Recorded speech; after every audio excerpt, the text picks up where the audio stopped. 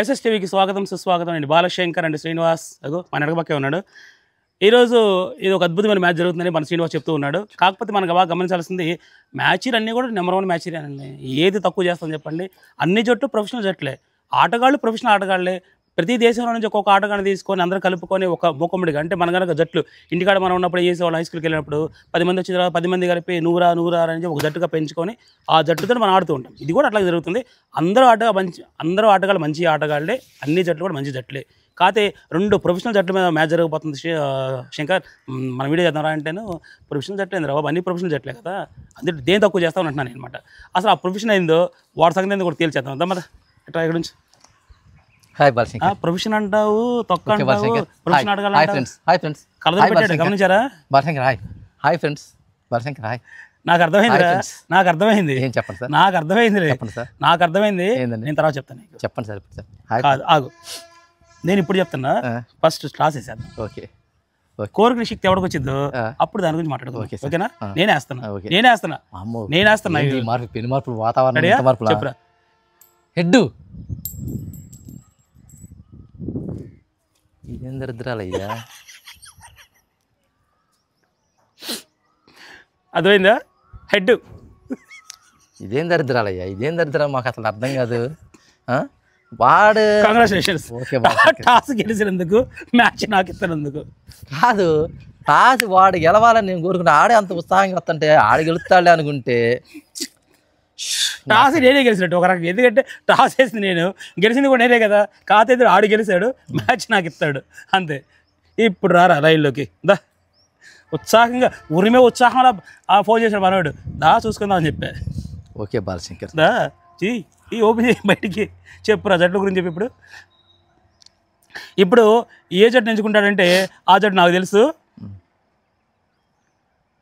Rajasthan Royals and Punjab Kings. Balashankar ఏమయ్యా, ఏందయ్యా ఇది? నాకు తెలుసురా, నాకు తెలుసు. చెప్పమ్మా. నేను ఇప్పుడు ఏ జట్టు ఎంచుకోవాలి బాలశంకర్? నాకు అర్థం కావట్లేదు. వాడు ఒకటి మాత్రం ఎంచుకుంటాడు, ఖచ్చితంగా అదే ఎంచుకుంటాడు అంతే. నీకు ఇస్తాను, తీసుకో బాలశంకర్. నువ్వు ఏ జట్టు ఎంచుకుంటావు నాకు లోపల స్ట్రైక్ అయింది.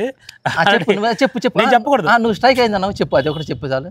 అది చెప్పేసాను అనుకో, మీరు ముందుగా సెట్ చేసుకుని అనుకుంటారు. అందుకు ఎందుకు లేనిపోయిన కోవాలా? సపోజ్ నువ్వు చెప్పేసావు అనుకో, నేను రాజస్థాన్ రాయల్స్ ఎంచుకుంటాను. తెలుసు నాకు సంగతి. ఎందుకంటే దాన్ని బుడంకాయ ఎక్కడ ఉన్నాడు కదా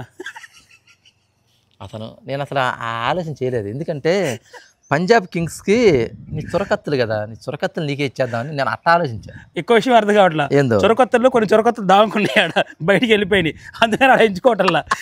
నిజమే, ఇది నిజమే. ఎందుకంటే రాజస్థాన్ రాయల్స్ లో ఎవరో మారలా, అందరూ అట్లాగే ఉన్నారు. ఎందుకంటే అందరూ లోకల్ ప్లేయర్స్ కదా, అందరూ అలాగే ఉంటారు. అదే ఎంచుకున్నా నాకు తెలుసు. ఆ చొరకత్తులు ఏంటంటే 3-2 బయటికి వెళ్ళిపోయి. లేదు బాలశంకర్, ఇందులో పంజాబ్ కింగ్స్లో ఏమైంది అనుకున్నా, పెద్దగా ఫారిన్ ప్లేయర్స్ రాణించట్లా, లోకల్ ప్లేయర్సే. ప్రభు సిమ్రన్ సింగ్, ప్రియాంష్ ఆర్య, శ్రేయస్ అయ్యరు, మళ్ళీ ఇంకోటి శశాంక్ సింగ్, మళ్ళీ ఇంకా ఎవరు కొంతమంది లోకల్ ప్లేయర్స్. ఫారిన్ ప్లేయర్స్ పెద్దగా రాణించలేదు. అందుకని ఈ ఇయర్ అసలు రాణించలే ఫారిన్ ప్లేయర్స్. కాబట్టి మంచి జట్టే. కాకపోతే సూపర్ జట్టు అంటే గెలవలేకపోవచ్చేమో కానీ ఎవరయ్యా ఎందుకు గెలవలేదు బాలశంకర్? నువ్వు భలే ఉండి. ఎక్కడ 3వ స్థానం ఉంది బాలశంకర్ పంజాబ్ కింగ్స్. 3వ స్థానంలో ఉంది తెలుసా? 10 మ్యాచ్లు ఆడి 7 గెలిచి 15 రాజస్థాన్ రాయల్స్ ఎందుకు బాలశంకర్? వాళ్ళ గెలుపులు వాళ్ళు నిజంగా బాలశంకర్ వాళ్ళు గెలవాల్సిన మ్యాచ్లన్నీ గెలిచి వలసరే 2 మ్యాచ్లు 6 బాల్స్ 9 కొట్టలేక ఓడిపోయారు బాలశంకర్. ఆ 4 పాయింట్లు వచ్చి ఇప్పుడు టాప్ 2లో ఉండేవాడు. ఇప్పుడు ఎక్కడ ఉన్నారు? అస్సాం వెళ్ళిపోతారు బాలశంకర్. వీళ్ళు అస్సాం ఇక్కడ ఎక్కేశారు. ఇంక వీళ్ళు పెద్దగా చించుకునేది కూడా ఏం లేదు బాలశంకర్. అది అంటే ఇందాక చెప్పారంటే కలర్ పెట్టుకున్నాడు కదా, వాడు కనపడక దాన్ని ఎంచుకున్నాను. నాకు తెలుసు ఆ సంగతి ముందుగానే. అంటే నేను ఆలోచించింది ఏంటంటే, ఇప్పుడు వాళ్ళు ఎటు వెళ్ళిపోతున్నారు కదా, వెళ్తా ఒక దెబ్బేసి పంజాబ్ కూడా కింద దించుతారని. పంజాబ్ లాగిన సినిమా లేదు. ఎందుకంటే నేను కొత్త మన ప్లేయర్ని పిలిపించాను. పిలిపిస్తే అతను ఏంటంటే పాలిష్ చేయడంలో మంచి టాపర్. అంటే కత్తులకి పదును పెట్టిన సంగతి కూడా తెలియదు తెగిందాకా. అట్లాంటి పదును పెట్టే మంచి నెగిషన్ తీసుకొచ్చాను. వాళ్ళకి అలా చెప్పుకుంటున్నారు ఈ మధ్యన. లేదు, వాస్తవం అది. తీసుకొచ్చి మనకు అప్పు చెప్పి వచ్చేసాను. వాడు అక్కడ షైన్ చేస్తున్నాడు. ఇది వాస్తవం అధ్యక్ష. చెప్పండి, మీరేం చెప్పినా సరే. ఎస్, చెప్పినా కాదు, జరిగేది అదే అక్కడ. ఎందుకంటే మనోడు చెక్కుతున్నాడు అక్కడ, మామూలు చెక్కడం కాదు. ఎందుకంటే ఇప్పుడు జట్టు అంతా కూడా కొంచెం విచ్ఛిన్నం అయిపోయింది. ఇప్పుడు జట్టును మనం పేరుస్తున్నాడు మనోడు. పేరు శిల్పం పక్కన శిల్పం, శిల్పం పక్కన శిల్పం పెట్టిన తర్వాత ఏ శిల్పం ఎక్కడ ఉంటే అందంగా ఉంటుంది, ఏ శిల్పం ఇక్కడ లేకపోతే బాగుంటది అని మొత్తం చెక్ చేస్తున్నాడు మనోడు. ఒక ప్లే చేస్తున్నాడు అనమాట. రేపు లిస్ట్ ఇస్తాడు లాస్ట్. ఎప్పుడైతే టాస్ నేల మీద పడిందో అప్పుడైతే లిస్ట్. అందాక ఎవరు తెలియదు. సర్ప్రైజ్ ఆ రోజు ఉంటుంది, మామూలు సర్ప్రైజ్ కాదు. చెప్పడం కుదరదు. అయితే భాషంగా నేను అనుకుంటుంది ఏంటంటే, బీసీసీఐ వాళ్ళు ఏం ప్రకటించారంటే, మీరు రెగ్యులర్ గా ఫారెన్ ప్లేయర్స్ ఆడుతున్నారు కదా, వాళ్ళు కానీ వెళ్ళిపోతే వేరే మీకు అందుబాటులో ఉన్న ఫారెన్ ప్లేయర్స్ తెచ్చుకోండి. అంతేగాని ఇది ఈ ఆడే 5-6 మ్యాచ్ల గురించి అంతే. మళ్ళీ వచ్చి నెక్స్ట్ ఐపీఎల్కి మళ్ళీ వాళ్ళు ఉండరు. అది అందుకని అట్లా అవకాశం ఇచ్చారు. చూద్దాం వీళ్ళు కూడా ఎందుకంటే పంజాబ్ ఇంపార్టెంట్, రాజస్థాన్కి అంత ఫారెన్ ప్లేయర్స్ లెక్క అయితే వాళ్ళు 11 మంది ఇండియన్ ప్లేయర్ ఆడినా ఆశ్చర్యం. ఇప్పుడు వాళ్ళు ఫారెన్ ప్లేయర్స్ వెళ్ళిపోయారు. ఇండియన్ ప్లేయర్స్ ఇప్పుడు రేపు ఆడతారు, గెలిచేది కూడా మళ్ళీ. ఎందుకంటే ఇప్పుడు వాళ్ళు ఆల్రెడీ ఎలిమినేషన్ అయిపోయారు. ఇప్పుడు వాళ్ళు ఫారెన్ ప్లేయర్స్ తెచ్చుకొని అంత రిస్క్ పడాల్సిన అవసరం లేదు. లోకల్ ఇండియన్ ప్లేయర్స్ అని ఆడతారు. కానీ పంజాబ్కి అవసరం, ఎందుకంటే వాళ్ళు పంజాబ్ కూడా ఫారెన్ ప్లేయర్స్ అవసరం లేదు. ఇప్పుడు లోకల్ వాళ్ళు సార్ మాకు, ఎందుకంటే ఆడేది లోకల్ వాళ్ళు. అంటే ఒకటి భారతశంకర్ ఐపీఎల్ అనగానే తర్వాత అది ఉండిద్ది, ఫారెన్ ప్లేయర్స్ కూడా ఉండిద్ది.